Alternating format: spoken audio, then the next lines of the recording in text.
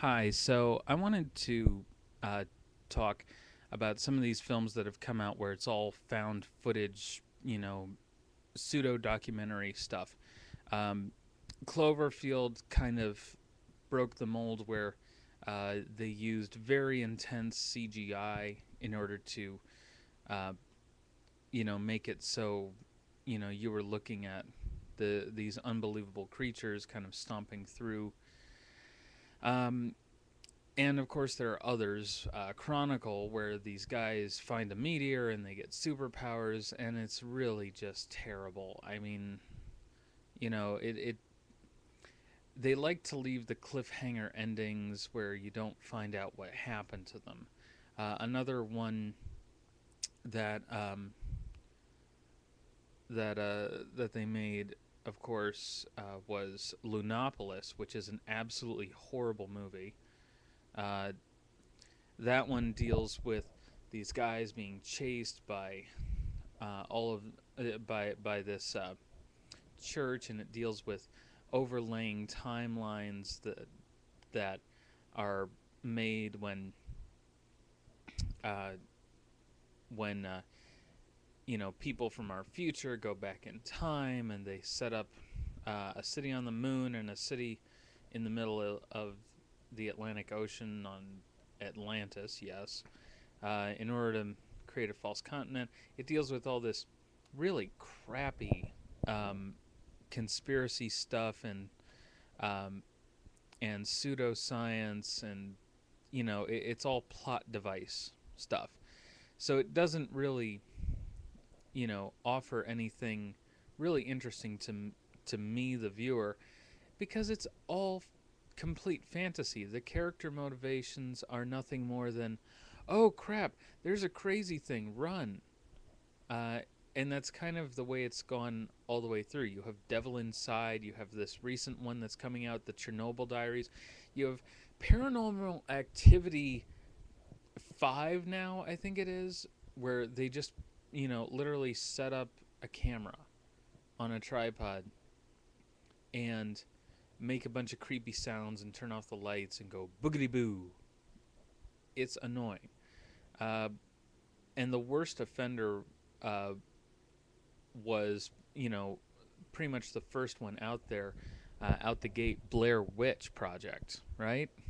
A lot of people got mad about that one. Uh, they were like, that's all it was? We don't get to see the witch. We don't get to see any of this stuff. Yeah, you don't get to see the witch. Chernobyl Diaries, oh, it's something around the corner. It's something going bump. Um, and it plays on the same kind of stuff as The Hills Have Eyes and that kind of thing. A better example, would be uh, The Lost World. No, not The Lost World. Jurassic Park 3, I think it is. Yeah. No, not even that. The Lost World, because as I remember, they have one there. They have a scene there where, they're moving along through this main compound on the Isla Sorna, you know, and then real quick you see a flash in the background where they linger for a second, but not too long, where it's a little bit suspect. A little flash, a shadow moving. Oh, was that a velociraptor? Yeah, it was, of course. Um, they're telling you the velociraptors are after them, and that's your oh shit moment, right? But the problem is that's not a found footage movie. I hate these found footage movies. They've given rise to reality TV shows. They um, they're lazy filmmaking because you don't have to think about the angles. It's all first person perspective supposedly. Um, or third person perspective, but well, not even third person, but second person perspective. So it's all first and second person perspective. There's no there's no third person perspective on any of it. So you don't have the scene layout, you don't have the blocking, you don't have, you know, storyboards where then the audience knows exactly what's going on. And a good example of this kind of lazy filmmaking, I was watching Battle for Terra, and the scene comes where they're all fighting one another, and they're in the middle of this battle, and they're like, "Don't worry, I'm right here." Right where? You're nowhere. You're you're off somewhere, and I can see you there, and I can see this other person there, but I don't know where anyone is in relation to one another. I just know that this one person's attacking the other because that's all they've shown me. I don't know that you're right behind. In the Star Wars battle scene for the Death Star, right? The Battle of Yavin, they at least bother to say, "Oh yeah, they're this person's right behind them."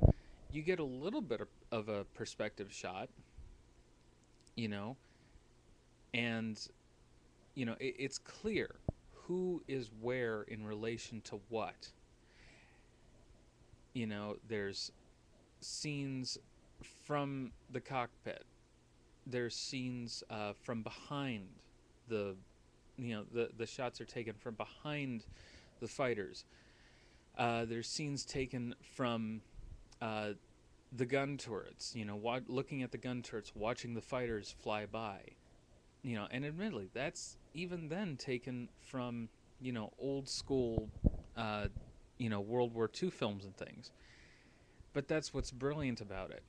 You know, they didn't have handheld video cameras. They didn't have all this stuff where they had to show to the audience where everything was in relation to one another so that you understood how things were going. Okay, this fighter is attacking that fighter and this other one's attacking them. With these first and second person perspective found footage films, you have no idea who's in relation to what, especially if they're all in the dark. I watched the one scene from Cloverfield where they're down in the subway, and of course that's just a confusing scene. You can't really see or anything, but you're hearing plenty, and it's like, okay, so this one girl gets bitten. That's the whole point of it. How does that move the story along? How does that even bring forward any kind of drama from the storytelling? I mean, it's really tragic to watch these people make these series of horrible movies. Chernobyl Diaries looks like it's actually going to be one of the worst offenders because it actually looks like it could be a great video game, and that's my thing. I don't play video games, but I think that Chernobyl Diaries could be on par with BioShock or a lot of those kind of mystery films where you're trying to figure out what exactly is going on. You know, maybe there was a big old bomb shelter that a bunch of people went down and lived in, um, and when they came out, you know, they were told that they would be okay, but nobody ever came to rescue them because uh, they already abandoned people from the cities surrounding Chernobyl. I don't know. You could make something up. You could say it was a secret research center, and they all these people were locked down in there uh, for decades, and but the shelter was improperly made, and so they got mutated and they escaped onto the surface, and now they're running rampant over the abandoned city or something. That would be brilliant. That could actually work. There would be a mystery element to it. I have no idea how it ends because they're keeping all the spoilers under tight wraps. I guess all the people who see previews are having to sign agreements not to spoil the plot, but the fact is it's the same thing as all these other found footage movies. It's just, oh, they get chased around by monsters, or do they? Some of the previews have suggested that they're just suffering from radiation poisoning and they're losing their minds. But it raises a lot of questions about this kind of thing. Personally, I'm not that interested in it as a film because I don't really like horror films, with the exception of the Evil Dead series. I don't like zombie movies, especially. I think it's lazy to make zombie films. I've talked about this in other film reviews. I think that zombies is overdone, just like the found footage thing. And this is really not that different. It's mutants. Okay, zombies, right. Same thing. These are people who have been mutated by the radiation, although mutations actually happen when you're born. If your genes get messed up by radiation, that only really affects you when you're born. That only affects your children. It doesn't affect you. You get cancer, you get radiation burns. So these would have to be the children of anyone exposed to the radiation, someone who stuck around and then for some reason didn't get out of there, didn't get out of this abandoned city. Again, it raises questions. It's like In the Hills Have Eyes. These are supposedly people who were around since the nuclear bombings and the nuclear testing in the desert. But these are the children of uh, of these people who stayed in that area who are dying from the radiation. Their genes got mutated. Okay, understandable. But radiation more often causes like cell damage where the cells just die flat out. It has, mutation is actually this whole other thing that, it's a different thing. You can't just expose someone to gamma radiation and then their child is born a mutant. They're more likely to die, uh, depending on the amount of exposure or whatever. Uh, it's just so wrong to fill people's heads with pseudoscience like that. Lunopolis is a worse offender. That came out in 2009, direct to video, of course. So it's good. I watched it on, I want to say it was the Independent Film Channel or something like that. Which, when did that channel start to suck? They used to actually put on really good independent movies. Now they interrupt movies with commercials. Same with Fox Movie Channel. They interrupt it with commercials. It's all become commercials and reruns of sitcoms and occasionally a few original shows that they then interrupt with commercials so that you can watch commercials for the original that you're watching. Um, so it ends up becoming this really awful network where you're just not, well, I'm not interested in what they're showing, you know so I end up fast forwarding through it. I DVR'd and then I fast forwarded through it, and I deleted Lunopolis pretty much as soon as I had it DVR'd, and then just erased it because it was really horrible. I mean, it was like Donnie Darko meets uh, like, I don't know, some kind of weird conspiracy thing. Uh, but they're walking around an abandoned building, and these people who are clearly like extras from colleges, uh, in shirts and ties, are coming up like, you gotta go, you gotta go. No, give me your camera, you gotta go. And they invite them to go there, but when they go in, this supposed church that has all this money has a building that's completely abandoned and derelict, and uh, the people are avoiding them. In this fake church, the Church of Lunology or whatever it is, and it involves doubles for one another from previous timelines, and this guy who invented time travel and a flying car, and ugh, it's just really awful. They have clearly doctored photos, and they, oh, I mean, it's really one of the worst movies I've ever seen.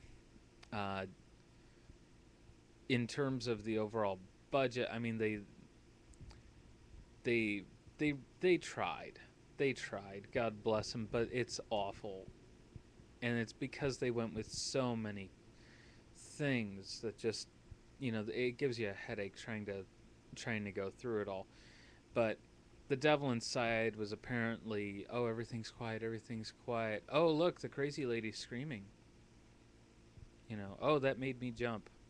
It's jump scares. It's cheap scares. It's not, oh, this is really suspenseful.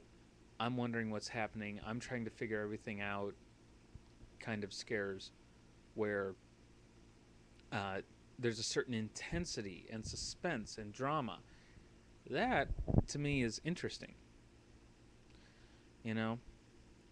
I don't know. To contrast it, I watched an episode of the Alfred Hitchcock Hour that they were showing on Encore Suspense. And in that particular episode, it was a bit of a sci fi story where it was almost more like a Twilight Zone story, in fact. But it was really good, actually. Um, this research scientist, this female research scientist, um, they don't give you any context. They start you in the middle of the story, and that was actually pretty good storytelling. She wakes up and she's in the hospital, and she goes to move, and her arm is like really fat. So she she wonders what the heck is happening, and everybody's calling her uh, Mother Iris or something like that. Uh, so she, uh, finds that she's completely unable to move because she's so overweight and her muscles are so underdeveloped. And she's in a world where women are the only ones living. Uh, they're the only human beings around. Uh, and they basically do a kind of artificial insemination where four children are born at once. The mothers basically are are they only give birth. They're like hens that lay eggs. Um, they're like cows that are kept in estrus just so they can produce milk. Um, hens that lay eggs but aren't fertilized. In this case, these are women who are just there to make babies. Um, then their babies are sorted according to the quality of the child. If they're like if there's something wrong with them where they're going to not be as smart or whatever. I don't know.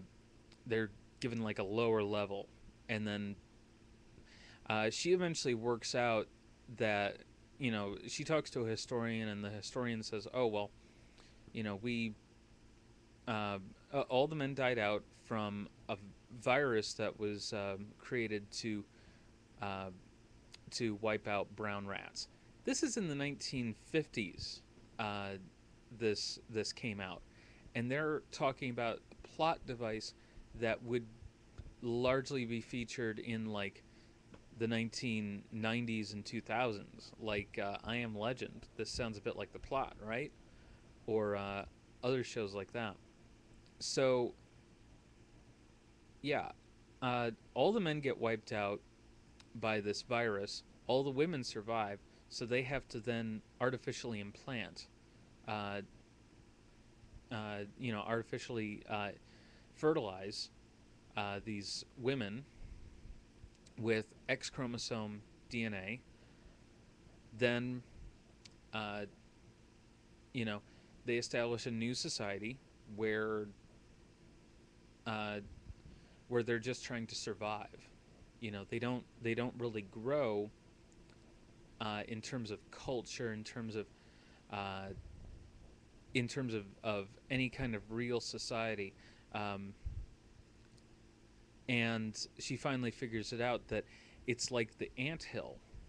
You have, uh, although ants don't have scientists, uh, you have the scientists and intellectuals, uh, in a caste system here. You have the workers, uh, and then you have the birthers, the mothers who just give birth. All they do is reproduce new, uh, you know, new stock, new ones, and as a result, human life is very lowly uh, valued in this society. Totally. Um, they have no druthers about killing you. You also have the soldiers, just the enforcers and everything. But you have the doctors, you have the enforcers who maintain order. You have the workers, and then you have the mothers who just reproduce and they just lie on big couches all day. And it's obviously very disturbing. So then she goes and she hunts down, because she's told the scientist's name, Peregrine, and she goes and she hunts him down, uh, to try and discourage him from continuing the avenue of research. Then, uh, he won't, because he's like, well, this is all your fantasy. It turned out that she like had an injection of a particular chemical that some Native American tribes, plot device, um, used, and it could help them see the future. So this is the plot device for the story. You know, it's good because it raises a little bit of a question: did she actually see the future, or did she just imagine it? Did she have this fantasy? Um, but then there actually is a scientist named Peregrine who's researching how to wipe out brown rats with a particular virus. Um, so it seems real enough to her. So then she kills him, burns down his lab, and uh, she is awaiting trial when she finds out that um, that the scientist had a son who's also a biologist, who then is going to continue his father's research. Dun dun dun. That is drama. No found footage, none of that nonsense. Just, you know, she goes into a world where she's a different person. She sees things that are upsetting. She wants to affect the change. Oh no, in trying to affect the change, she may have actually caused the future that she was trying to prevent. The what is it? The kill Hitler paradox or something, uh, or the grandfather paradox kind of deal. Um, you saw that future because you were meant to. She saw that future because she was meant to go kill this man to inspire the son to carry on his father's work, to cause the virus that wipes out men, that causes the future that uh, she foresees to try and prevent, that ends up coming about anyway. So it's a big causality loop. No actual time travel, more of a consciousness travel. It's a good plot device. It's totally far fetched, but it's still a good plot device. It doesn't involve old and tired story elements. Is my point. It goes beyond that. It goes into uh, it goes into deeper questions about uh, losing humanity. How women who, mind you, in the 50s and 60s, were considered to be the sensitive, feminine, feeling creatures. Um, you know, and even today are very much considered that kind of element in society. They're supposed to be more sensitive and feeling and in touch with their feelings. I find that to be complete poppycock, that a man cannot be that. By contrast, that a man is not that. Anyway, so um, anyway, these it, these women have become totally unfeeling, uncaring, inhuman to one another, and basically are just very intelligent insects in their role in society, and they just have that. Their only goal is to reproduce, produce food, and uh, continue that cycle and maintain the order and balance of the system. So it's more of a and they actually go right for it. They have the enforcer women wearing uh, SS uniforms, so that it is clearly a fascist state. Where instead of one leader, there's several leaders, the elite, the doctors and scientists and everything, uh, and they like lead via council basically, but it's still a fascist system.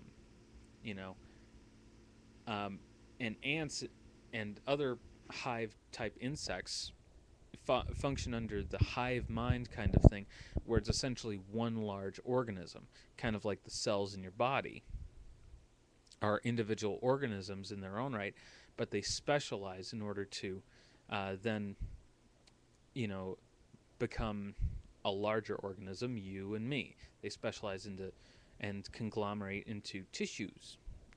They work together and form very complex structures, organs, uh, bones, all that kind of thing. So, you know, that's a scary idea of you losing your identity, no longer being part of, or becoming just part of a great machine that uh, doesn't let you, find your own place in the world. And that's really what this is.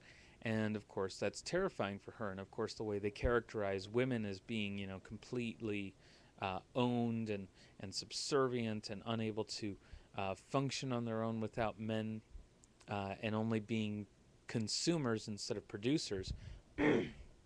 This is a very upsetting image for her because she's a medical doctor.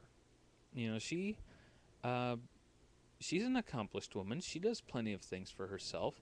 Uh, no less, she's a widow. So she actually has, this aspect of her life where, she has learned to deal on her own after losing a man. Uh, so she has a very unique perspective on it, and I actually find that character very, very motivating. Sorry about that. I find the character very motivating. To find out more about her story, see how it all ends, that kind of deal. Uh, it's interesting to me, but you know, if they wanted to do it to tell that kind of story now, they wouldn't give it as articulate a name, which was, ponder on her ways or something like that, um, which is taken from a Bible verse. You know, they wouldn't have bothered with that. There would be protests from the religious right about and from conservatives about all this. It's really it's really not cool because it's actually a good episode. It's a good little short story. Like you would see on The Outer Limits um, or The Twilight Zone. And this is the Alfred Hitchcock hour, for Pete's sake. This is a very accepted kind of director um, and producer. You would not see him attach his name to it unless it was actually something he could get behind. And it's kind of a shaky kind of deal.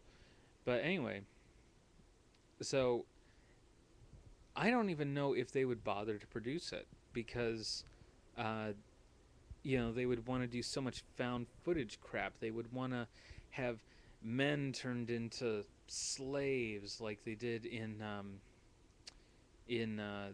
this one sci-fi original they made some years ago. It's really it. I don't want to say that there are no original storytellers anymore, because there are. It's just that they're not here in the U.S. They aren't producing the same caliber of stuff in terms of original storylines. They aren't taking the culture um, that we have, because the culture has become just about consuming and homogenizing. And I was talking with some friends the other night about this. Um, a lot of the soccer mom type people want to look on my particular little burg as a suburb, when it has its own culture. It has its own vibe. It has a very prominent art community. It has art festivals that attract people from around the world. Um, it has an independent movie theater that is the hub of independent movie theaters in the tri state area. No joke. Um, and people people just don't bother seeing, you know, Cleveland as this area, and they don't bother seeing the outlying uh, suburbs, which yes, it is. They don't bother seeing the this particular suburban area as its own, with its own stories. And unfortunately, a lot of independent filmmakers have to go the route of making the mass-produced, cheap popcorn style films. But films like Chernobyl Diaries and Lunopolis and Devil Inside, where it's all found footage crap, it's cheap. It's crappy. It doesn't further the genre. It doesn't entertain and inform the audience. It barely even entertains. It ends up just becoming, more crap to consume. Buy the DVD, buy the big screen TV and surround sound speakers so that you can have the full experience of the film, just like when you went to the theater. Just consume, consume, consume. You know, get this new DVD, get that new DVD. And admittedly, I am someone who has a huge DVD collection. Some old movies, some new movies. That's because I want to enjoy the story. I want to see the actors and characters and get inside their heads and analyze them a little bit and find out more about this particular place of humanity that they're exploring, this particular aspect of humanity. These found footage films, reality television, all of it, it doesn't do that. It it doesn't give you anything for it. It is popcorn. It is ultimately popcorn. Um, it just fills the void for a little while until you need something more, just like consumerism. Uh, and I say that found footage stuff, they're doing it now. Don't don't buy your ticket. Discourage your friends from buying tickets.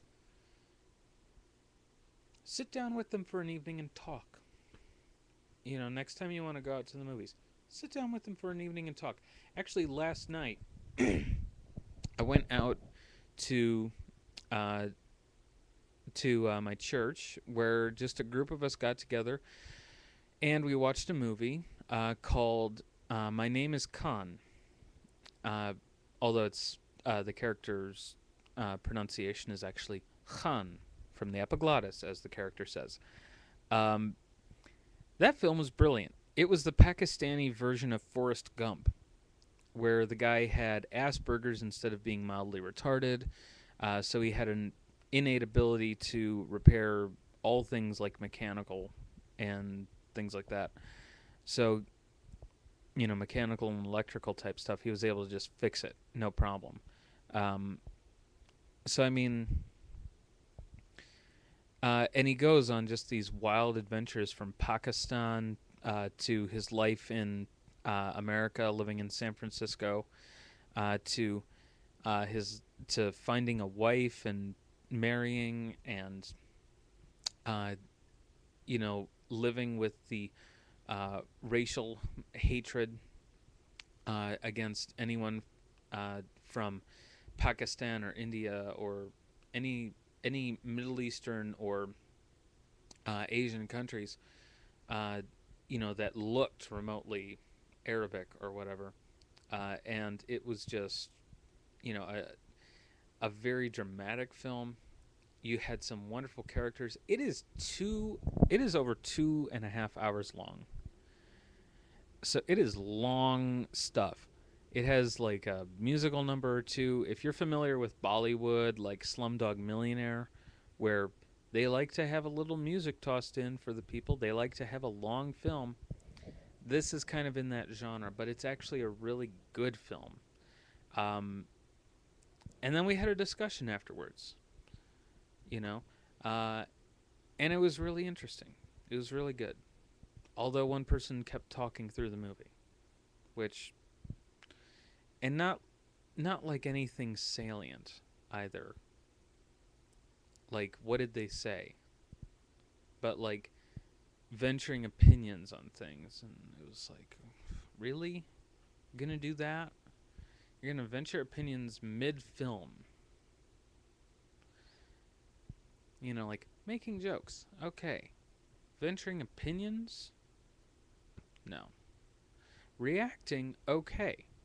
Like, oh, you got burned, or like something like that, or haha, whatever. That's okay. But venturing opinions on things about the plot or whatever, I don't know. It gets on my nerves quickly. Anyway, so with that all aside, um, this was actually a good film.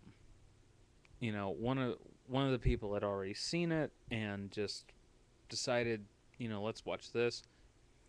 I checked it out. I don't know how large a crowd they normally get for these things, because this was the first time I'd gone to this particular function at my church. But we had a good time. We ate baba ganoush and pita, um, and this is not like some Middle Eastern church. That we just happened to enjoy baba ganoush and pita. Uh, anyway, it was yummy, and we had some. I had a couple beers, so it was a really relaxed time, and it was just fun. And then we discussed it, and we talked about some of the larger cultural impacts about racism, about prejudice against people with Asperger's, against we talked about stereotyping and all this kind of stuff, and the kind of twists and turns that happen in the story. Because as it's a long story, they fill it with a lot of twists and turns, and they don't. At some points, they do overplay the dramatic effect of some things, but not much more than an American movie. They keep the pullbacks on the lone figure, for instance, um, very short. They have the dialogue kind of rushed through so that you can move on to the next part of the story, and they show the relationships, and they have the actors actually play it down a little bit. So it's actually a bit of a clever film. I'm not saying it's for everyone, but I am saying that doing that, just watching a movie at home that maybe uh, you and your friends haven't seen, and then discussing it, that's a lot more fun than anything else I can think of. And I've done that with some friends here and there, and had a lot of fun doing it. You know, um, it's an enjoyable way to spend an evening. You can play some games or whatever. Uh, you can have dinner, order pizza or whatever. It's fun, is my point. There are just so many better ways to go through your life than go to the movie theater, where they aren't even showing a good movie anymore. Uh, the only two movies that I've really seen where it's really jumped out at me that these were surprisingly good and worthy of discussion. One was Equilibrium, starring Christian Bale, and that was an independent film I've already recommended it in the film recommendation series.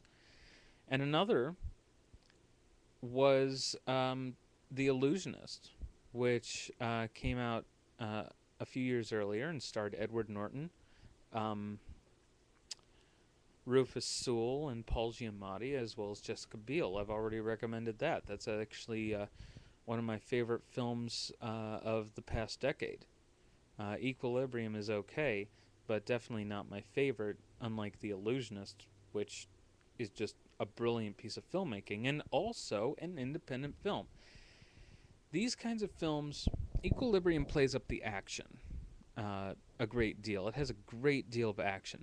Very much good for the popcorn goers as well as for the thinkers, and hopefully the popcorn goers will get something out of it a bit more um, than they would have just from the found footage crap that's being pumped out right now.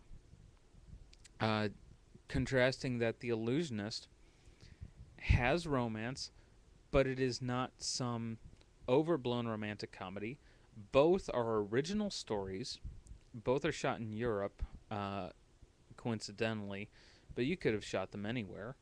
Um, they just chose the locations so that they didn't have to build the sets or have everything CGI and look all fakey.